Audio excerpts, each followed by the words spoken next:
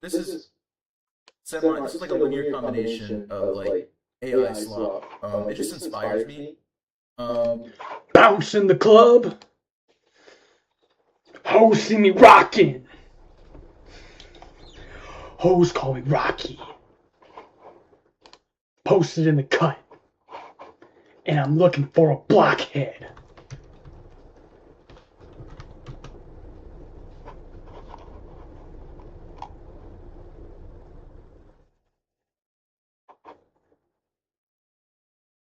Perimeter of a circle, perimeter of an ellipse. Unlike most elementary shapes, such as a square and a circle, we don't have an expression for the perimeter of an ellipse. So that means any calculation for these perimeters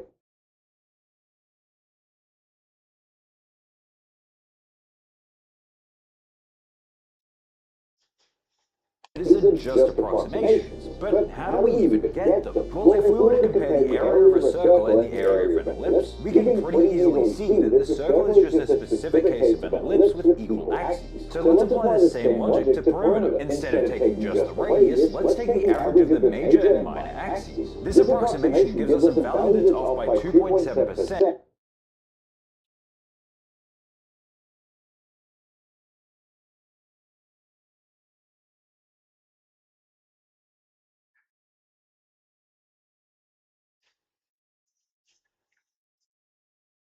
If the major axis is twice as large as the minor axis. But we can do a lot better than this, and Ramanujan thought the same. By adding in a correction component, Ramanujan got the error from approximation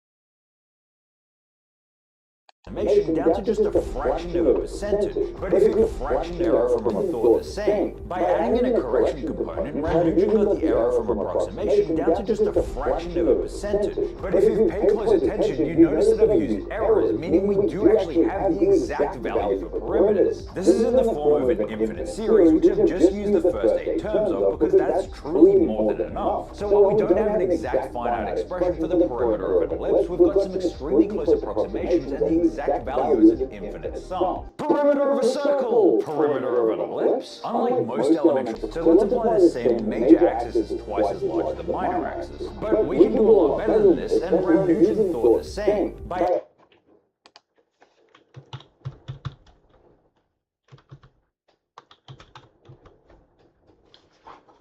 I bounce in the club, so the hoes call me Rocky.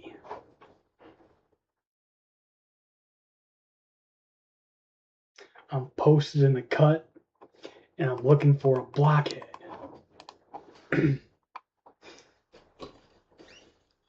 Blockhead! Hoes call me Rocky. Posted in the cut, and I'm looking for a blockhead.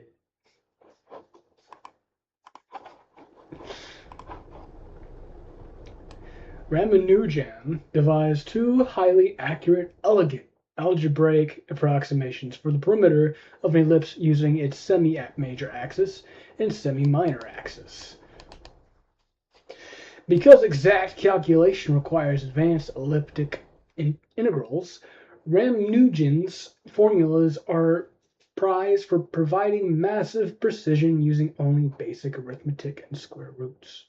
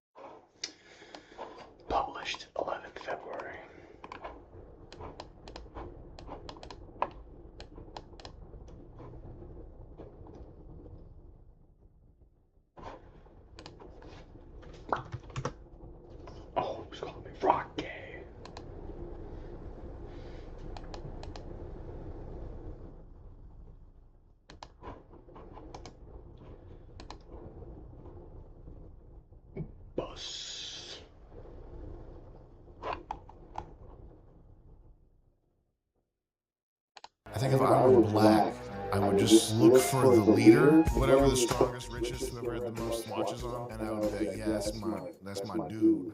Yeah, let's do this. All right, we're taking over. And then I wouldn't think about it. That's very dangerous, right? You gotta rep your race. But if somebody says, I'm right because of some giant concept that you can't question, Is that giant concept race? I think if I were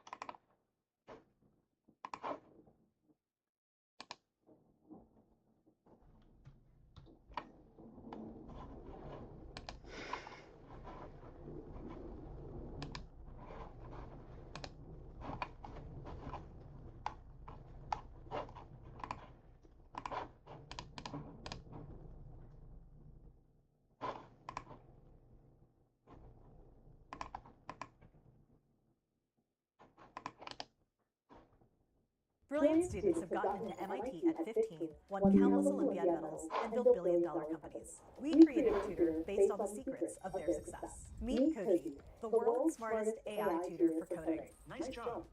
Fuck. Take a look at this equation. Now think to yourself, how would you go about solving it? You don't need to know calculus to do it, but you do need a very strong foundation in the language of calculus. This is actually the main reason people struggle so much with calculus 1, 2, 3, and so on. They don't take the necessary time to build the right foundation. That's what we're going to fix with this video. And after that, I promise you that mastering calculus will feel easy peasy. In order to solve this problem, you first need to master the concept of functions. Functions are the most important part of calculus.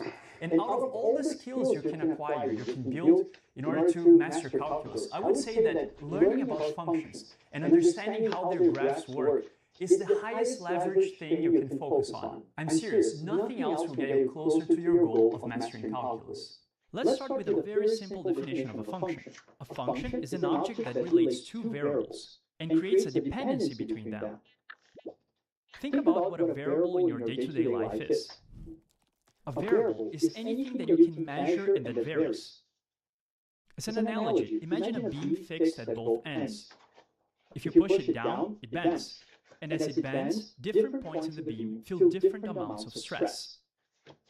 We'll assign colors to those stresses such that each point of the beam gets its own color depending on how much it's being deformed. One of the variables is position along the beam, which we can measure with a ruler. And the other variable is stress, which we can measure with colors, or even better, assigning a number for each color. Notice how these quantities are continuous. So for example, we can measure positions 3.5 and 3.6, or even any position in between. I should make some food.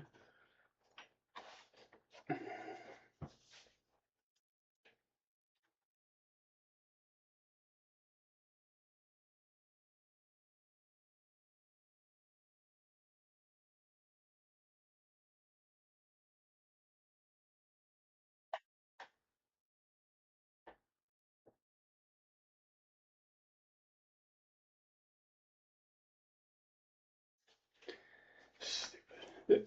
I don't even understand why he believes this shit. The man who, from lack of external enemies and resistances, and forcibly confined to the oppressive narrowness and punctiliousness of custom, impatiently lacerated, persecuted, gnawed at, assaulted, and maltreated himself, this animal that rubbed itself raw against the bars of its cage as one tried to tame it, this deprived creature, racked with homesickness for the wild, who had to turn himself into an adventure, a torture chamber, an uncertain, dangerous wilderness, this fool, this yearning and desperate prisoner became the adventurer of the bad conscience. I don't know how you can come up with an idea like that, because no one invented the conscience, bro. Sorry to say.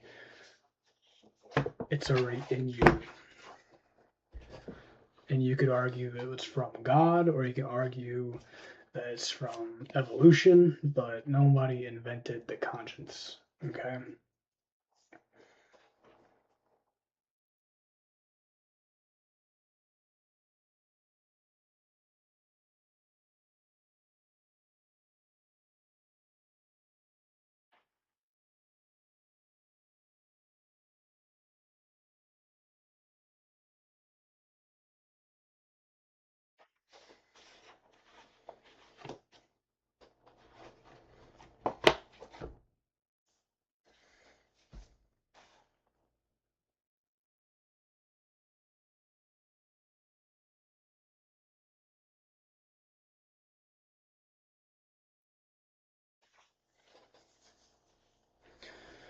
I'm gonna go lift.